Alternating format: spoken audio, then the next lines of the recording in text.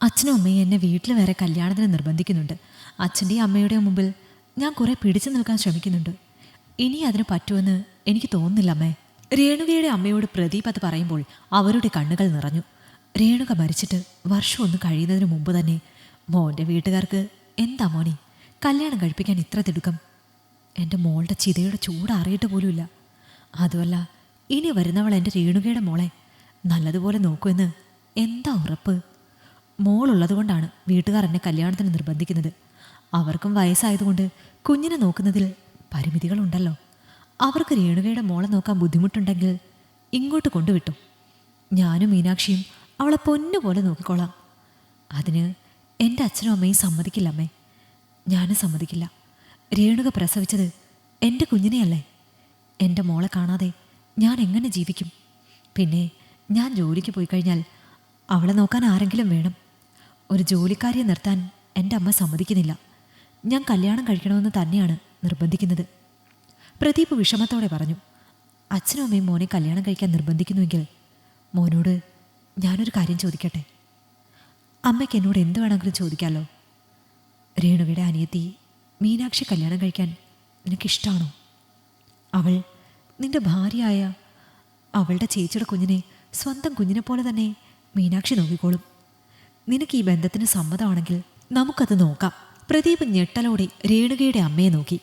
മീനാക്ഷിയെ കൊണ്ട് ഞാൻ എങ്ങനെയെങ്കിലും സമ്മതിപ്പിച്ചോളാം മോനെ. അന്യ കുടുംബത്തിൽ നിന്നൊരു കുട്ടിയെ കൊണ്ടുവന്ന് എൻ്റെ കൊച്ചുമോളെ അനാഥയാക്കുന്നതിനേക്കാൾ നല്ലത് അവളുടെ കുഞ്ഞമ്മ തന്നെ അവളുടെ അമ്മയാകട്ടെ. അതാകുമ്പോൾ എനിക്ക് സമാധാനത്തോടെ കണ്ണടയ്ക്കാം. സുഭദ്രയുടെ വാക്കുകളെ എതിർക്കാൻ പ്രദീപിന് മനസ്സ് വന്നില്ല. എനിക്കും അങ്ങനെ ഒരു പേടിയുണ്ടമ്മേ. ഞാൻ ജോലിക്ക് പോകാൻ തുടങ്ങുമ്പോൾ എനിക്കെൻ്റെ കുഞ്ഞിനെ സുരക്ഷിതമായ കൈകളിൽ ഏൽപ്പിച്ചിട്ട് പോയില്ലെങ്കിൽ ഒരു സമാധാനം കിട്ടില്ല. അച്ഛനും അമ്മയ്ക്കും വയസ്സായതുകൊണ്ട് മോളുടെ ഉത്തരവാദിത്തങ്ങൾ അവരെ പൂർണ്ണമായി ഏൽപ്പിക്കാനും സാധിക്കില്ല. അതുകൊണ്ട് സുഭദ്രാമ്മയ്ക്ക് നിർബന്ധമാണെങ്കിൽ ഞാൻ മീനാക്ഷി കല്യാണം കഴിച്ചോളാം. പ്രദീപ് നിസ്സഹായതയോടെ പറഞ്ഞു. എങ്കിൽ ശരി മോനെ, ഞാൻ മീനാക്ഷിയോട് സംസാരിച്ചതിന് ശേഷം മോൻ്റെ അച്ഛനോടും അമ്മയോടും കാര്യങ്ങൾ പറയാം. സുഭദ്രയുടെ വാക്കുകൾ കേട്ട് നിശബ്ദമായി തലയാട്ടിക്കൊണ്ട് പ്രദീപ് അവിടെ നിന്നും മടങ്ങി. രേണുകയുടെയും പ്രദീപിൻ്റെയും കല്യാണം കഴിഞ്ഞിട്ട് കഷ്ടപ്പെട്ട് 2 വർഷമേ ആയിട്ടുള്ളൂ. അവർക്ക് ഒരു കുഞ്ഞു പിറന്ന് 3 മാസം കഴിഞ്ഞ സമയത്താണ് ഒരു ദിവസം സന്ധ്യയ്ക്ക് രേണുകയുടെ വീട്ടിലെ കിണറ്റിൽ വീണ് അവൾ മരിച്ചത്. വെള്ളം കോരുന്നതിനിടയ്ക്ക് കാലുവഴുതി കിണറ്റിൽ പോയതായിരുന്നു. അവൾ കിണറ്റിൽ പോയത് ആരും അറിഞ്ഞതുമില്ല. അറിഞ്ഞപ്പോൾ ഏറെ വൈകുകയും ചെയ്തു. വീഴ്ചയിൽ കിണറ്റിൻ്റെ സൈഡിൽ എവിടെയോ തല പിടിച്ചതിനാലാണ് പെട്ടെന്ന് തന്നെ മരണം സംഭവിച്ചിരുന്നു. പിന്നീട് 1/2 മണിക്കൂറോളം കഴിഞ്ഞതിന് ശേഷം കുഞ്ഞ് കരയുന്ന ശബ്ദം കേട്ടാണ് സുഭദ്ര മുറിയിൽ വന്ന് നോക്കിയത്. ഉറങ്ങിക്കിടന്ന കുഞ്ഞുണർന്നപ്പോൾ വിശന്ന് കരയുകയായിരുന്നു. കുഞ്ഞിൻ്റെ കരച്ചിൽ മാറ്റാനായി മോളെ എടുത്ത് അങ്ങോട്ടും ഇങ്ങോട്ടും പ്രദീപ് നടക്കുന്നുണ്ടായിരുന്നു.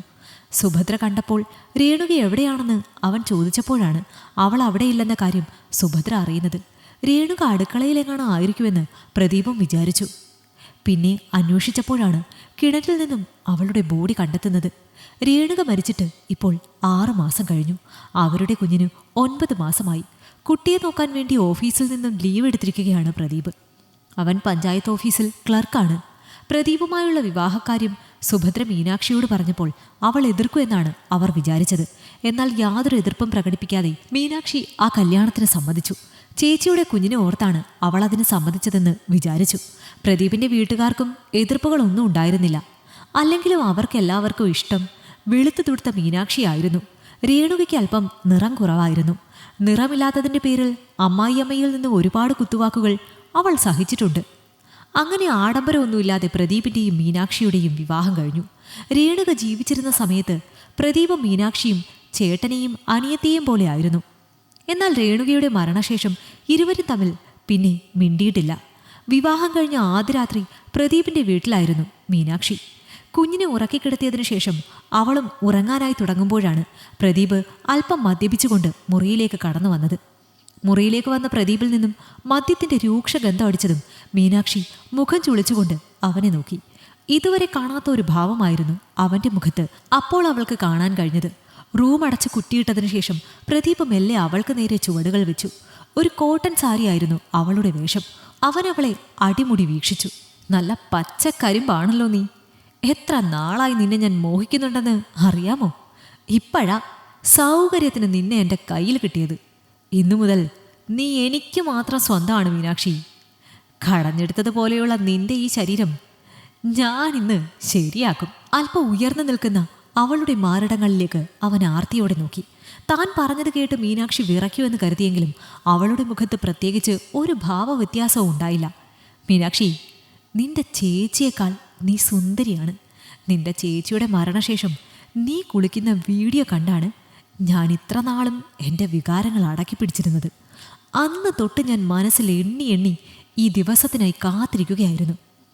ഇത്രയും നാളും ചേട്ടനായിരുന്നവൻ എന്താ പെട്ടെന്ന് ഇങ്ങനെയൊക്കെ പറയുന്നത് എന്നായിരിക്കും നീ ചിന്തിക്കുന്നത് അല്ലേ? പ്രദീപ് അവളുടെ തൊട്ടു മുന്നിൽ വന്നു നിന്നു. മീനാക്ഷി അനങ്ങാതെ അങ്ങനെ തന്നെ നോക്കി നിൽക്കുകയാണ്. നീ എന്താടി ഇങ്ങനെ നോക്കുന്നത്? ഞാൻ ഇത്രയും പറഞ്ഞിട്ടും നിനക്ക് പേടി തോന്നുന്നില്ലേ? പ്രദീപ് അവളെ തുറച്ചു നോക്കി. എന്നെ സ്വന്താക്കാൻ നിങ്ങൾ എൻ്റെ ചേച്ചിയെ കൊന്നതാണെന്ന് എനിക്കറിയാം. അതുവരെ മൗനമായി നിന്ന മീനാക്ഷി പെട്ടെന്ന് പറഞ്ഞു. അവളത് പറഞ്ഞെങ്കിലും പ്രതീക്ഷിച്ച നടുക്കം അവൻ്റെ മുഖത്തുണ്ടായില്ല. നീ എതിർപ്പൊന്നും കൂടാതെ വിവാഹത്തിന് സമ്മതിച്ചു എന്ന് കേട്ടപ്പോൾ തന്നെ നിനക്കെന്തൊക്കെയോ സംശയമുണ്ടെന്ന് ഞാൻ ഊഹിച്ചതാ മീനാക്ഷി. ഈ രഹസ്യം നിന്നിൽ നിന്ന് ഒരിക്കലും പുറത്തു പോകാതെ സൂക്ഷിക്കാൻ എനിക്കറിയാം. എൻ്റെ ഭാര്യയായി ഇങ്ങോട്ട് വന്ന് നിന്റെ ചേച്ചിയെ കൊന്നതിന് എന്നോട് പ്രതികാരം വീട്ടാ എന്ന് വല്ലതും ഇങ്ങോട്ട് കെട്ടിയെടുത്തതെങ്കിൽ അതങ്ങ് മനസ്സിൽ തന്നെ വെച്ചാൽ മതി. നിന്റെ കയ്യിൽ നിന്ന് ഒരു ഗ്ലാസ് വെള്ളം പോലും ഞാൻ കുടിക്കില്ല. നീ അതിൽ വല്ല വിഷവും ചേർത്ത് തന്നാലോ? പക്ഷേ രാത്രികളിൽ നീ എനിക്കൊരു ഭോഗവസ്തുവായിരിക്കും. നിന്നിൽ നിന്ന് എനിക്ക് വേണ്ടത് നിന്റെ ശരീരം മാത്രമാണ് മീനാക്ഷി. എന്തിനാ നിങ്ങൾ എൻ്റെ പാവം ചേച്ചിയെ കൊന്നത്? ആ പാവം നിങ്ങളോട് എന്ത് തെറ്റാ ചെയ്തത്? മീനാക്ഷി കടുപ്പത്തോടെ ചോദിച്ചു. ഞാൻ നിന്നെ നോട്ടമിട്ടതും നിന്റെ കുളിസീൻ പകർത്തി നിന്റെ ചേച്ചി കണ്ടുപിടിച്ചു. എല്ലാവരോടും വിളിച്ചു പറയുമെന്ന് പറഞ്ഞപ്പോൾ എനിക്ക് അവളെ കൊല്ലാതെ വേറെ നിവർത്തി ഉണ്ടായിരുന്നില്ല. ഇരു ചെവി അറിയാതെ ആരും കാണാതെയാണ് ഞാൻ ആ കൊലപാതകം നടത്തിയത്. എന്നിട്ടും നീ എങ്ങനെ ഇതറിഞ്ഞത്? നിങ്ങളൊരു പക്ഷേ ചേച്ചിയെ കൊന്നേക്കുമെന്നും നിങ്ങളിൽ നിന്നും എങ്ങോട്ടെങ്കിലും രക്ഷപ്പെട്ട് പോകണമെന്നും പറഞ്ഞു. ചേച്ചിയുടെ ഡയറിയിൽ ഞാൻ കാണാൻ വേണ്ടി ഒരു കുറിപ്പ് വെച്ചിട്ടുണ്ടായിരുന്നു. അവളത് എഴുതി വെച്ചതിന് ശേഷമാണ് മരിച്ചിരിക്കുന്നതെന്ന് എനിക്ക് മനസ്സിലായി. വളരെ വൈകിയാണ് ഞാനതറിഞ്ഞത്. ഞാൻ ഈ കാര്യം അറിഞ്ഞു കുറച്ച് ദിവസം കഴിഞ്ഞാണ് അമ്മ നിങ്ങളുടെ വിവാഹകാര്യം എന്നോട് പറയുന്നത്. നിങ്ങൾ പറഞ്ഞത് ശരിയാണ്. നിങ്ങളോട് പ്രതികാരം വീട്ടാൻ വേണ്ടി തന്നെയാണ് ഞാൻ നിങ്ങളെ വിവാഹം കഴിക്കാൻ സമ്മതിച്ചത്. എന്നോട് പ്രതികാരം വീട്ടാൻ നീ ഇനി ഒരിക്കൽ കൂടി ജനിക്കണം. നിന്ന് പ്രസംഗിക്കാതെ ഇങ്ങോട്ട് വാടി. പ്രദീപ് അവളെ പിടിച്ച് തന്നിലേക്ക് അടുപ്പിച്ചു. മീനാക്ഷി യാതൊരു എതിർപ്പും കാണിച്ചില്ല. അവൾ എതിർപ്പ് പ്രകടിപ്പിക്കൂ എന്ന് കരുതിയ പ്രദീപിന് അതൊരു തിരിച്ചടിയായിരുന്നു. അവൾ വിധേയയായി അവന് മുന്നിൽ നിന്നുകൊടുത്തു. നിങ്ങൾക്ക് എന്താ വേണ്ടത്? എൻ്റെ ശരീരം അല്ലേ? ഇന്നാ എടുത്തോ. മാറിൽ നിന്നും സാരിത്തലപ്പ് മാറ്റി അവൾ അവനെ ക്ഷണിച്ചു. ആർത്തിയോടെ അവൻ്റെ കണ്ണുകൾ അവളുടെ നഗ്നതയിലൂടെ സഞ്ചരിച്ചു. അവളുടെ ശരീരത്തിൽ സ്പർശിക്കാനായി മുന്നോട്ട് വന്ന പ്രദീപ് പെട്ടെന്നാണ് ചോര ഛർദ്ദിച്ചുകൊണ്ട് നിലത്ത് വീണത്. നിങ്ങൾ കുടിച്ച മദ്യത്തിൽ ഞാൻ വിഷം കലർത്തിയിട്ടുണ്ടായിരുന്നു. ഈ രാത്രിക്കപ്പുറം നീ ഇനി ജീവിച്ചിരിക്കണ്ട. എൻ്റെ ചേച്ചിയെ കൊന്നതിന് നിനക്കുള്ള ശിക്ഷ ഞാൻ വിധിച്ചു കഴിഞ്ഞു. നാളെ ഇതൊരു ആത്മഹത്യയായി എല്ലാവരും ചിത്രീകരിച്ചോളും. ആത്മസംതൃപ്തി നിറഞ്ഞ ഒരു പുഞ്ചിരി മീനാക്ഷിയുടെ മുഖത്ത് വിടർന്നു. അവളുടെ വാക്കുകൾ കേട്ട് ഒരു ഞെട്ടലോടെ പ്രദീപ് നിലത്ത് കിടന്ന് പിടഞ്ഞു പിടഞ്ഞു മരിച്ചു. ഈ കഥ നിങ്ങൾക്കിഷ്ടമായെങ്കിൽ ലൈക്ക് ചെയ്യൂ. നിങ്ങളുടെ അഭിപ്രായങ്ങൾ കമന്റായി രേഖപ്പെടുത്തൂ. കൂടുതൽ കഥകൾ കേൾക്കാൻ ഈ ചാനൽ സബ്സ്ക്രൈബ് ചെയ്യൂ.